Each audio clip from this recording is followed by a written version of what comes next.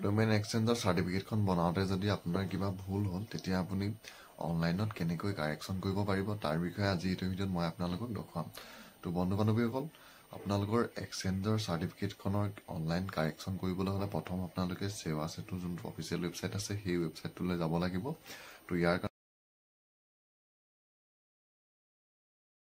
Search কৰাৰ লগে লগে আপোনালোকৰ সন্মুখত এনেদৰে আহি যাব। তো ইয়াত যোনটো সেৱা সেতু হোম বুলি দেখিছে ইয়াত ক্লিক কৰিব আৰু ইয়াত ক্লিক কৰাৰ লগে লগে পিছৰ পেজটো আপোনালোকৰ সন্মুখত এনেদৰে আহি যাব। তো ইয়াত যোনটো লগ ইন এণ্ড ৰেজিষ্টাৰ অপশ্যন আছে ইয়াত গৈ আপোনালোকে প্ৰথম লগ ইন কৰি ল'ব আৰু লগ ইন কৰি লোৱাৰ পিছত আপোনালোকৰ সন্মুখত এনেদৰে আহিব service pending application delivered application. তো ইয়াত যোনটো ছাৰ্ভিচৰ অপশ্যন আছে আপোনালোকে ছাৰ্ভিচত যাব আৰু ছাৰ্ভিচত গৈ আপোনালোকে ইয়াত চাৰ্চ কৰিব এমপ্লয়মেণ্ট এক্সচেঞ্জ।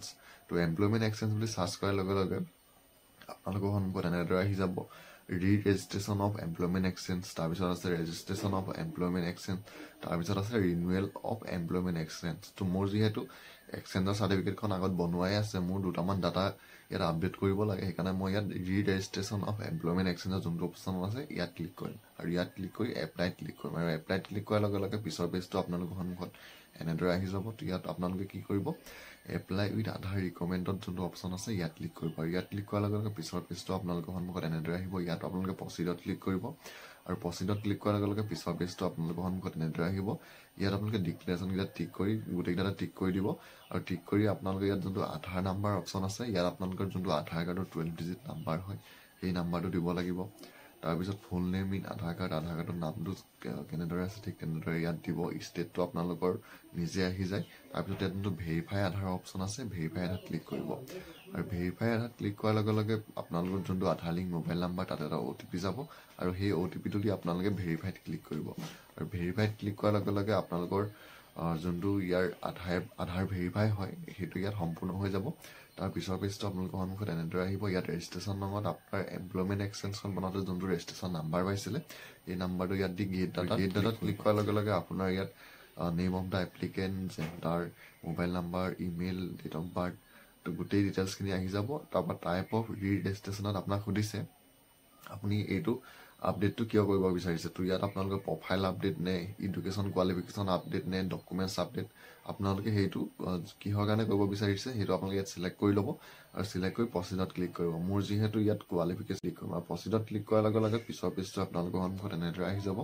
তো ইয়াত আপোনালোকৰ কোৱালিফিকেশ্যনটো এতিয়া ইয়াত আকৌ নতুনকৈ ভৰাব লাগিব। তো ইয়াত মই তললৈ যাম, তললৈ গৈ ইয়াত বিলত 9 ঠাইত ইয়াত মই ক্লাছ 10 পাছ বুলি দিম। তাৰপিছত আকৌ আপোনালোকে আগৰ দৰে কোৱালিফিকেশ্যন, তাৰপিছত বৰ্ডখন, তাৰপিছত আপোনালোকৰ ছাবজেক্ট কি আছিলে ক্লাছ 10ত, তাৰপৰা আপোনালোকৰ ক'ত পৰা পঢ়িছিলে, তাৰপৰা মিডিয়ামটো, তাৰপিছত আপোনালোকৰ কোৰ্চ টাইপ, তাৰপৰা year of admission, year of passing, percentage কিমান আছিলে, তাৰপিছত আকৌ upload pass certificate, upload marksheet এই গোটেইকেইটা আপোনালোকে দিব লাগিব।